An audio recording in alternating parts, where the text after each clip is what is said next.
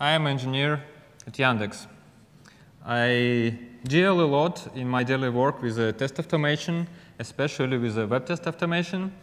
So I can say for sure that automation is about saving time. If you spend too much time developing or fixing your test, that means automation doesn't work for you or you do it wrong. So I came to 3 simple features of a good test. The first is easy writing. You should develop your test fast in order to keep all your new functionality covered with tests. The second is easy reading. You write your code once and you read it a lot of times. And once you write your code, a week ago or a month ago, you can forget what you write.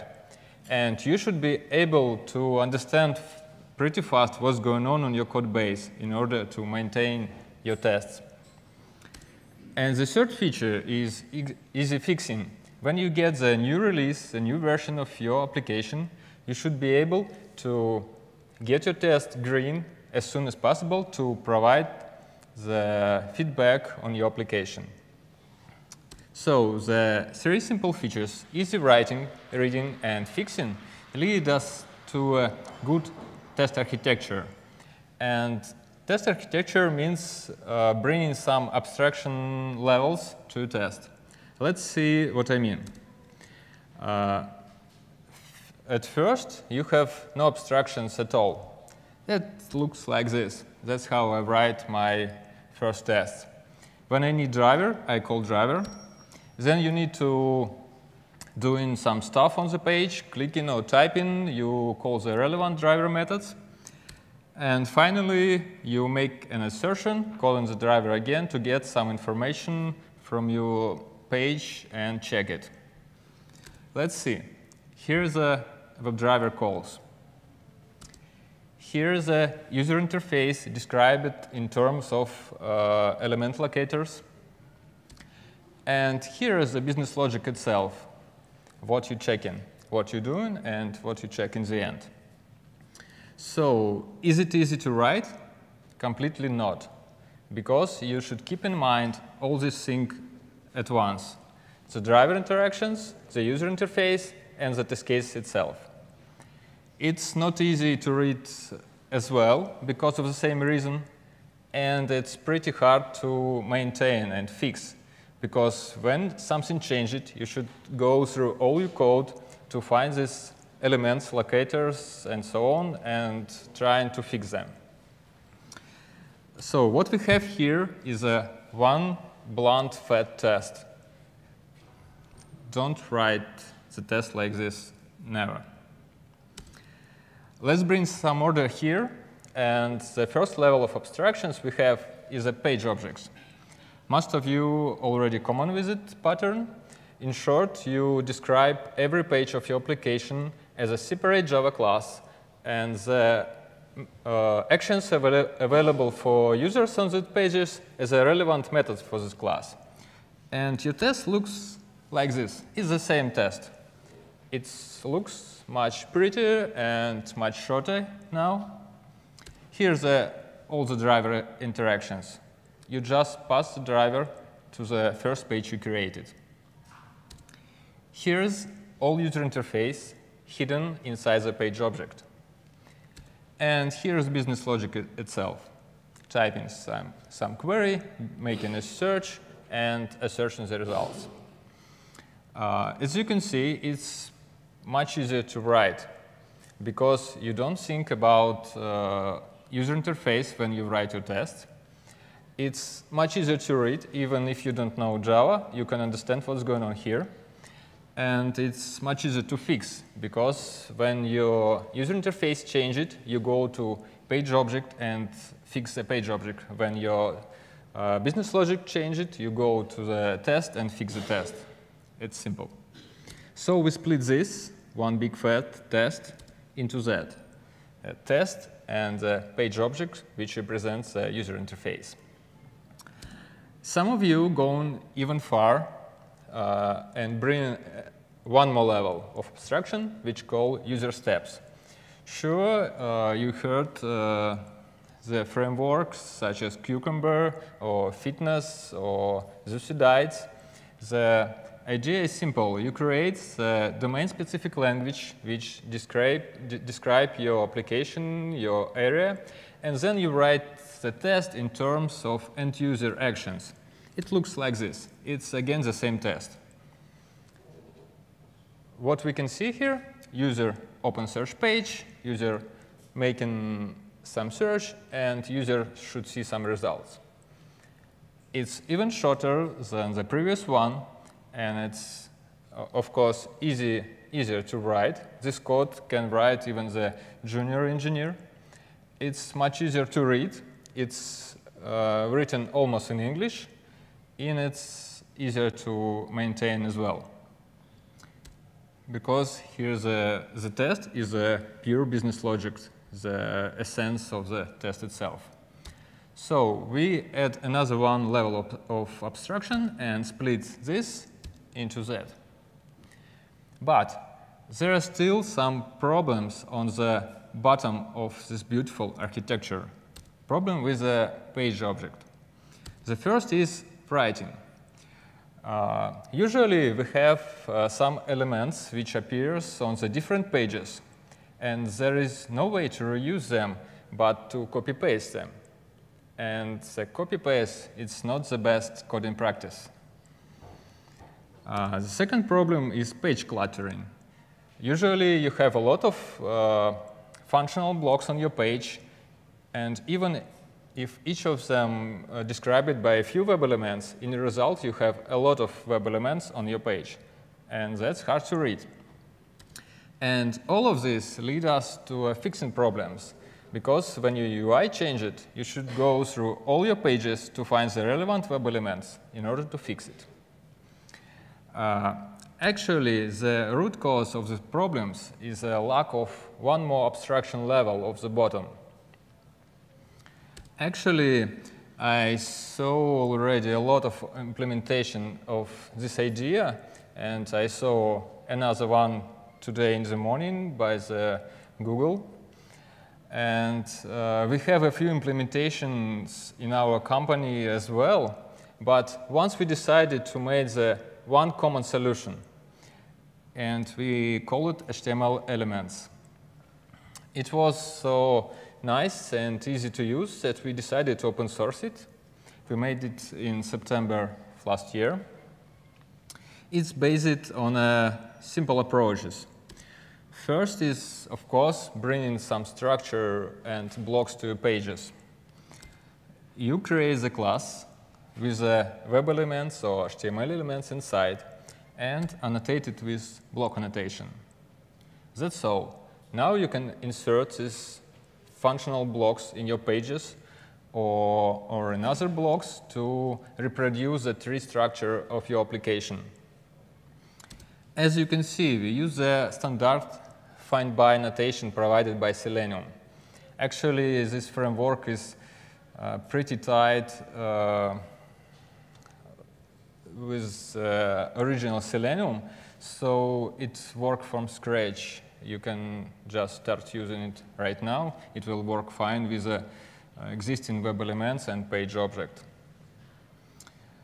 And that's how it looks in your page object. You don't need any annotations because you already describe everything. But if your block have a different location on some page, you can just override it right here. The second idea is describing the typified element. Typified element is a kind of simple and unique element on your page, such as link, text box, input, and so on. So you don't work with a common web element interface which has a bunch of methods, but with simple elements such as text input and button. Now we have implemented text block, text input, button link, checkbox, RadioButton select, and a few complex elements such as table and the form. The form is my favorite one because you can just provide to this element a hash map with the values, and it will populate all the elements inside of form with the data you provided. It will automatically detect the type of this element. Is this an input or a select box or a checkbox, and puts this data here. You can easily create your own typified element as well. All you need just extend the base typified element class and then describe how to interact with your custom element. And the third part of the library is matchers.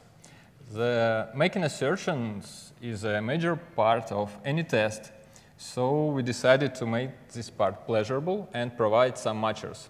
If you don't know what matcher is please have a close look on a Hamcrest library, which provide a bunch of matchers for standard Java data types. Using matchers really improve your experience writing the test. Here's a few example matchers for web elements and HTML elements.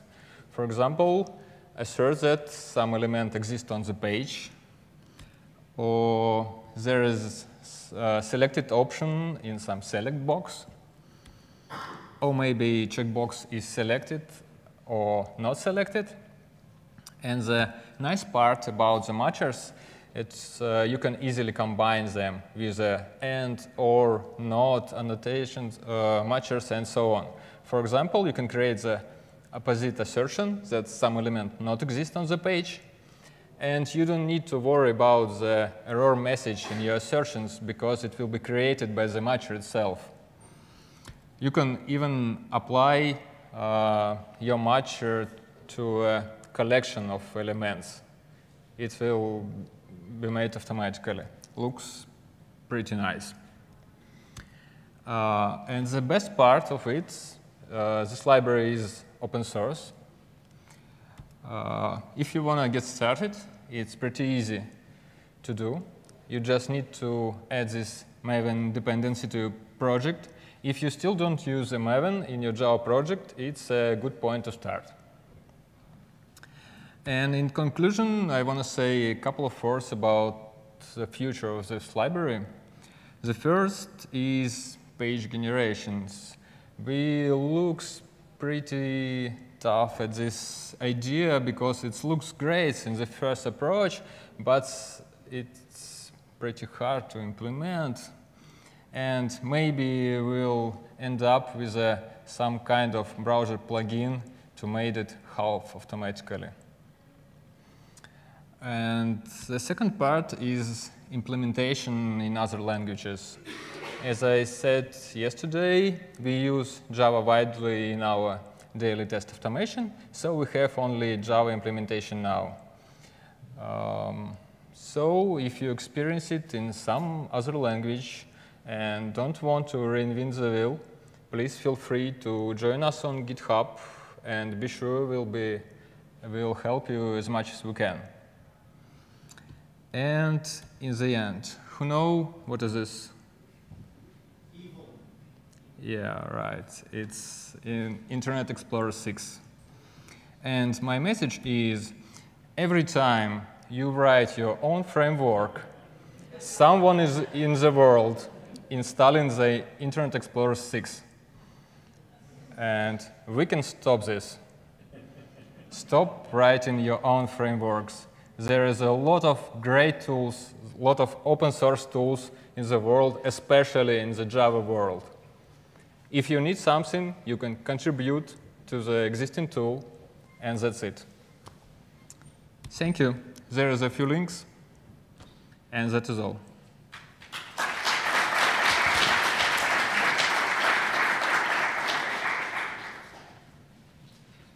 Any questions? Yep.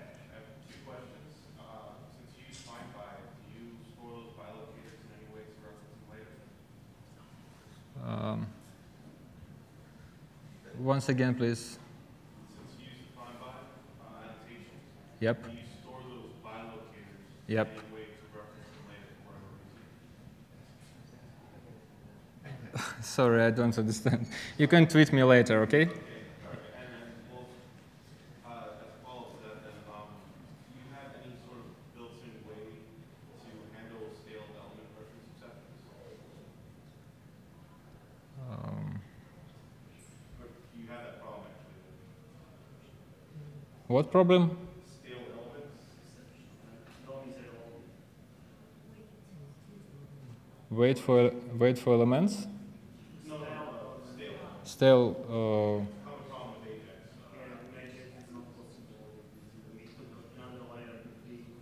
Because the DOM is still, you can, is visible, for example, dial method is visible, you're returning true. So oh you yeah. have comment, and then you want, for example, get symmetric loop, but DOM structure change between these two steps. So Yeah, I get the question.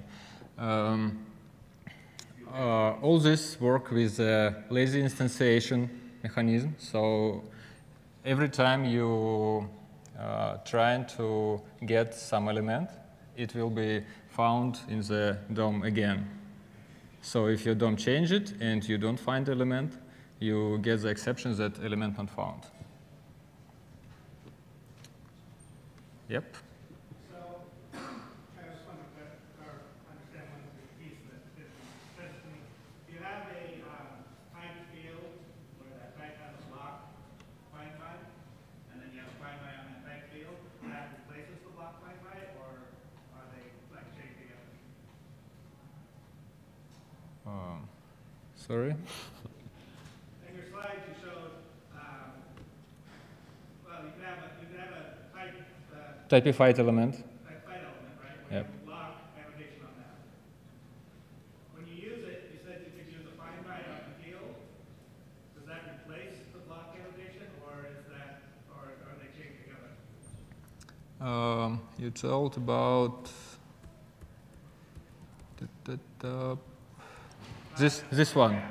So does that find by on search form replace the find by Yep. on the block? Yep.